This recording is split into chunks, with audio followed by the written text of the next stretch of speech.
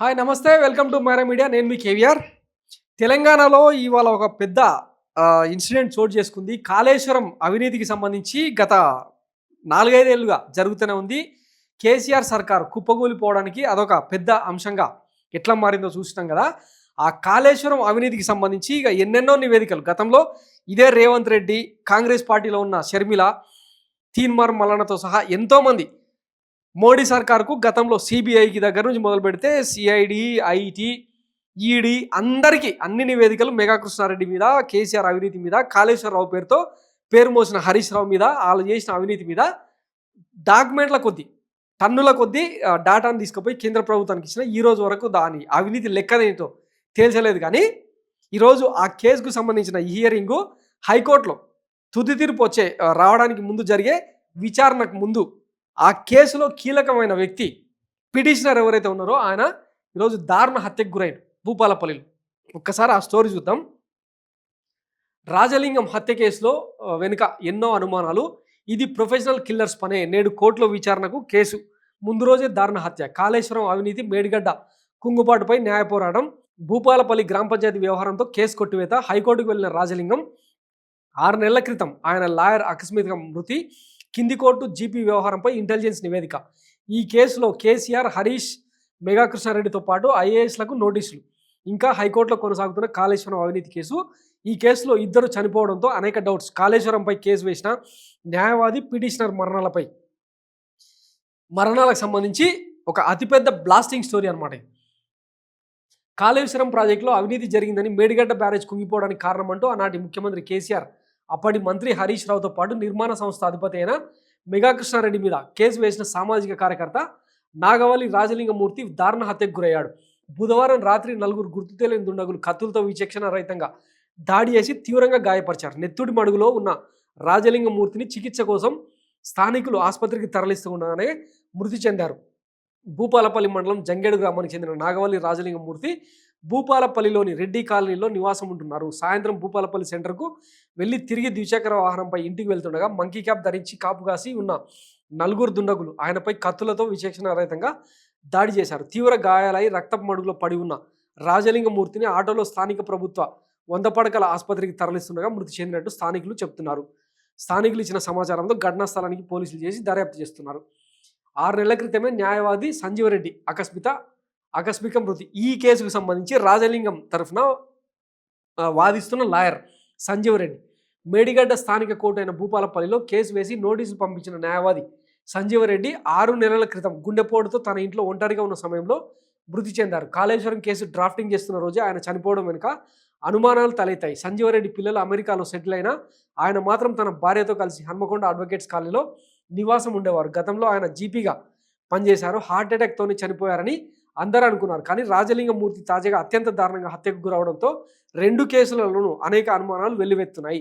గత ప్రభుత్వంలో అవినీతి, భూపాలపల్లిలో జరిగే ప్రభుత్వ భూ కబ్జాలపై రాజలింగమూర్తి పెద్ద ఎత్తున న్యాయ పోరాటం చేశారు.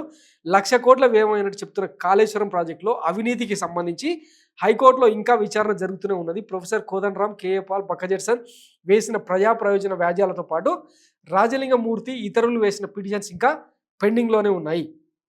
లింగమూర్తి పోరాడిన తీరిది. కాళేశ్వరం ప్రాజెక్టు నిర్మాణంలో ప్రజాధనం దుర్వినియోగమైందని సెంట్రల్ విజిలెన్స్ కమిటీకి రాజలింగం ఫిర్యాదు చేశాడు. 2023 అక్టోబర్ 21న మేడిగడ్డ బ్యారేజ్ 7వ బ్లాక్లో పిల్లర్లు కుంగిపోయాయి. పెద్ద ఎత్తున శబ్దాలు రావడంతో స్థానికులు భయాందోళనకు గురయ్యారు.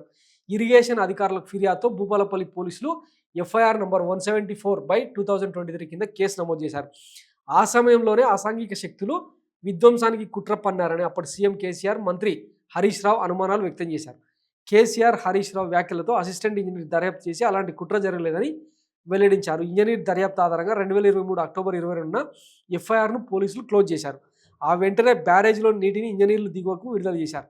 ఎఫ్ఐఆర్ను క్లోజ్ చేయడంపై రాజలింగమూర్తి అనుమానం వ్యక్తం చేస్తూ డీజీపీ, భూపాలపల్లి జిల్లా ఎస్పీ, స్థానిక పోలీస్ స్టేషన్ హౌస్ ఆఫీసర్లకు అక్టోబర్ 25న ఫిర్యాదు చేశాడు. అదే రోజున అంటే అక్టోబర్ 25న 2023లోనే భూపాలపల్లి పోలీస్ స్టేషన్ హౌస్ ఆఫీసర్కి చేసిన ఫిర్యాదులో కేసీఆర్, హరీష్ రావులను బాధ్యులను చేస్తూ ఎఫ్ఐఆర్ కేసును నమోదు చేయాలని కోరాడు రాజలింగమూర్తి.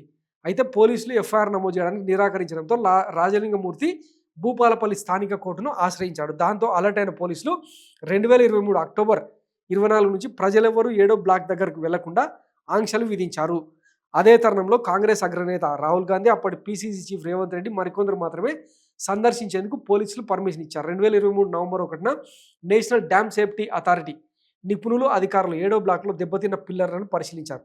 సుమారు 1,35,000 కోట్ల ఖర్చుతో కట్టిన కాళేశ్వరం ప్రాజెక్టులో భాగమైన మేడిగడ్డ బ్యారేజ్ కుంగుబాటులో కేసీఆర్, హరీష్ రావు నిర్లక్ష్యం ఉందని రాజలింగమూర్తి ఆరోపించారు. వారిద్దరు ఐపీసీలోని 120M, 420, 386, 406, 409 సెక్షన్ల కింద కేసు నమోదు చేయాలని భూపాలపల్లి ప్రిన్సిపల్ సెషన్స్ కోర్టు లో పిటిషన్ వేశాడు.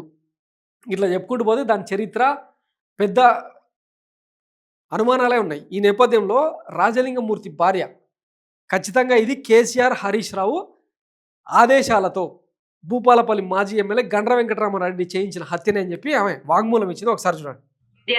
రామారెడ్డి గారికి బలం ఇచ్చిండు కంపు అని నేనేం చూసుకుంటా అన్నాడు. రామారెడ్డి గారు ఈ సంజీవానికి బలం ఇచ్చిండు.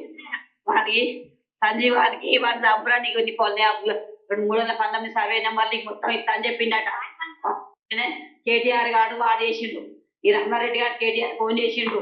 కేటీఆర్ గారు ఈ రామారెడ్డి గారికి బలం ఇచ్చిండు కంపు అని నేనేం చూసుకుంటా అన్నాడు. రామారెడ్డి గారు ఈ సంజీవానికి బలం ఇచ్చిండు.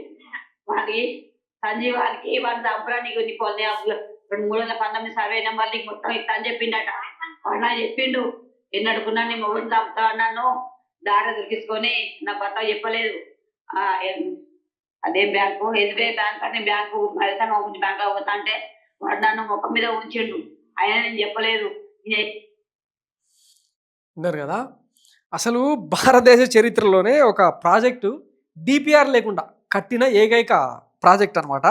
ఇక వాళ్ళేమో కథలు చెప్తా ఉంటారు అనమాట. ఇంజనీరింగ్ మార్వెలు, మొత్తం 28 ప్యాకేజీలు, 7 బరాజులు, ఇక 3 లిఫ్ట్ ఇరిగేషన్లు అని ఏవో తోటకూర కబుర్లని చెప్తా ఉంటారు. బాగానే ఉంది. సరే, నీళ్లు నిలబెట్టిండు, గోదావరికి నదికే నడకలు నేర్పిండు మన బాబు, అంతా బాగానే ఉంది. ఎంతమందిని ఆరాధించినా కూడా 30-40 వేల కోట్ల లోపు పూర్తయ్యే ఈ ప్రాజెక్టును 1,34,000 కోట్ల దాకా తీసుకెళ్లిన ఘనత ఎవరిది అంటే ఇంచుమించు 1,00,000 కోట్ల రూపాయల అవినీతికి ఆ ప్రాజెక్టును కేంద్ర బిందువుగా చేసినప్పుడు ఇంత పెద్ద, ఇప్పుడు ఢిల్లీ లిక్కర్ స్కామ్ సైజు ఇంత, కేవలం అంటే 3,000 కోట్ల రూపాయలకు సంబంధించిన వ్యవహారం. అందులో 100 కోట్ల రూపాయలు చేతులు మారినాయి, మనీ లాండరింగ్ జరిగిందని చెప్పి ఈడీ అంత యాగి చేసి ఒక రాష్ట్ర ముఖ్యమంత్రిని దింపేసింది. ఇంకొక రాష్ట్ర ముఖ్యమంత్రి కూతురును, అంటే మాజీ ముఖ్యమంత్రి కూతురును అరెస్ట్ చేసి తిహార్ జైల్లో పెట్టింది. మరి అంతకు ఎన్నో రెట్ల అవినీతికి కేంద్ర బిందువు అయిన ఈ కాళేశ్వరం ప్రాజెక్టుకు సంబంధించి కేంద్ర ప్రభుత్వం ఏం చేస్తున్నట్టు? ఈ రాజలింగం హత్య ఈరోజు తెలంగాణనే కాదు యావత్ భారతదేశాన్ని కూడా పెద్ద ఎత్తున షాక్ గురి చేసింది. దీనికి ఇక మన గుమస్తా పత్రిక రాసిన కథనం మరింత అనుమానాలకు తావిస్తూ ఉందన్నమాట. ఇగో ఇది ఆ బోకడా పేపర్ రాసిన కథనం అనమాట. ప్రాణం తీసిన భూ వివాదం అంట. భూపాలపల్లిలో మాజీ కౌన్సిలర్ భర్త దారుణ హత్య, భూ పంచాయతీలో జోక్యం చేసుకున్న రాజలింగమూర్తిపై పోలీసులకు ఫిర్యాదు, ఆ తర్వాతే హత్య. భూపాలపల్లిలో వివాదాస్పదంగా మారిన ఓ స్థలం విషయంలో మాజీ కౌన్సిలర్ భర్త రాజలింగమూర్తి దారుణ హత్యకు గురయ్యాడు. గతంలో పలువురు అధికారులను ఏసీబీకి పట్టించిన ఈయనపై పలువురు కక్ష పెంచుకోగా తాజాగా స్థానిక పోలీస్ స్టేషన్ ముందున్న భూ పంచాయతీలో జోక్యం చేసుకోవడం, కొద్ది రోజులుగా గొడవలు జరుగుతుండడంతో పోలీస్ స్టేషన్లో ఫిర్యాదుల దాకా వెళ్ళింది. ఈ క్రమంలో రాజలింగమూర్తిపై ఓ వర్గం పోలీసులు ఫిర్యాదు చేయడం, ఆ తర్వాత ఈ హత్యకు జరగడం అనుమానాలు తావిస్తుంది. వివరాలకు వెళ్తే భూపాలపల్లి మున్సిపాలిటీ మాజీ కౌన్సిలర్ నాగవెల్లి సరళ భర్త రాజలింగమూర్తి బుధవారం రాత్రి 7:30 గంటల ప్రాంతంలో జిల్లా కేంద్రంలోని అంబేద్కర్ సెంటర్ నుంచి తెలంగాణ బొగ్గుగని కార్మిక సంఘం కార్యాలయం మీదుగా రెడ్డి కాలనీ వైపు వెళ్తున్నారు. అక్కడ కాపుగాసిన గుర్తు తెలియని వ్యక్తులు కత్తులతో దాడి చేశారు. స్థానికులు చేరుకునేలోగానే దుండగులు పారిపోయారు. రాజలింగమూర్తిని జిల్లా దవాఖానకు తరలించేలోపే చనిపోయాడంట. హత్యపై అనుమానాలు ఎన్నో. రాజలింగమూర్తి హత్య ఘటనపై అనేక అనుమానాలు వ్యక్తమవుతున్నాయి. గతంలో రాజలింగమూర్తి తహసీల్దార్ చక్రధర్ గౌడ్ రేంజ్ ఆఫీసర్తో పాటు విఆర్ఓను ఏసీబీకి పట్టించాడు. అప్పటి నుంచి అతడిపై కక్ష సాధింపు చర్యలు కొనసాగుతున్నాయి. ఇటీవల స్థానిక పోలీస్ స్టేషన్ ముందున్న రేణిగుండ్ల కుటుంబానికి చెందిన భూమి వివాదాస్పదంగా మారింది. ఇందులో రాజలింగమూర్తి ప్రధాన పాత్ర పోషిస్తున్నాడని ఆ కుటుంబ సభ్యులపై కక్ష పెంచుకున్నారు. 171 సర్వే నెంబర్లోని అటవీ శాఖ భూమిలో సైతం రాజలింగమూర్తి తలదూర్చడంపై పలువురు గురుగా ఉన్నారు. సో ఈ మొత్తం ఎపిసోడ్లో ఎక్కడ కూడా కాళేశ్వరం మీద ఈయన వేసిన పిటిషన్ ఆధారంగా చంపేశారని మాత్రం రాయలే ఈ గుమస్తా పత్రిక. అంటేనే అనుమానాలకు తావిస్తూ ఉందన్నట్టు. నిన్ననే కేసీఆర్ ఏదో బయటకు వచ్చిండు ఆ ఇన్సిడెంట్ గుర్తొస్తలేదు కానీ ఆయన బయటికి రావడం, ఈయన హత్య జరగడం, సంథింగ్ ఈజ్ ఫిషీ అని చెప్పి తెలంగాణ ప్రజలు గుసగుసలు ఆడుకుంటా ఉన్నారు. సో మరి రేవంత్ రెడ్డికి నిజంగానే అది ఉందా అంటే ఇంక నా మాటల్లో చెప్పలేకపోతున్నా కానీ అంతకుముందు ఎన్నికల ప్రచారంలో చెప్పిండు కదా, నన్ను నా కూతురు పెళ్లి కూడా చూడకుండా జైలుకు పట్టిస్తావా, నీకు జైలుగా పట్టించకపోతే, నిన్ను ఊచలు లెక్కించబెట్టకపోతే నా పేరే రేవంత్ రెడ్డి కాదు, పేరు మార్చుకుంటా అని చెప్పి మాట్లాడిన మోతవారి ఇప్పుడు అధికారంలోకి వచ్చి ఇంచుమించు 15 నెలలు గడుస్తూ ఉంది. కాళేశ్వరం పేరుతో కమిషన్ వేసారు కానీ అది ఇంచు సెంటు అయినా ముందుకు పోతా ఉందా, లేదంటే రెండు వర్గాల మధ్య అంటే అటు ముఖ్యమంత్రి రేవంత్ రెడ్డి మధ్య మాజీ ముఖ్యమంత్రి కేసీఆర్ బంధువర్గాల మధ్య ఏమైనా క్విడ్ ప్రోకో రాజకీయాలు ఏమైనా నడుస్తూ ఉన్నాయా?